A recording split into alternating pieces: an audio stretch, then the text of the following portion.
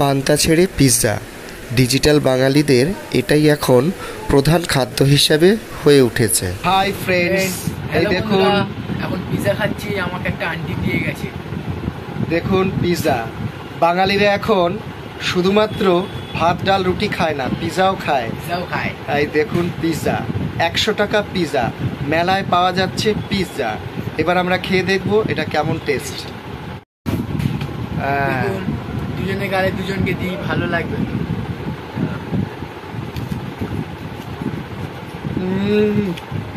Pizza, খুব সুন্দর pizza.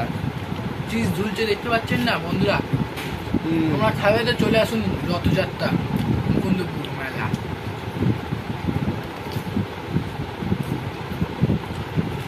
বাঙালিরা এখন পিৎজায় অভ্যস্ত হয়ে গেছে।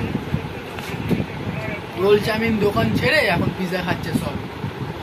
পিৎজা, বার্গার, নুডলস, তারপর আলু ফ্রাই। আর মোটা হয়ে যাচ্ছে, এখন মোটা হয়ে যাচ্ছে মানুষ খেয়ে খেয়ে।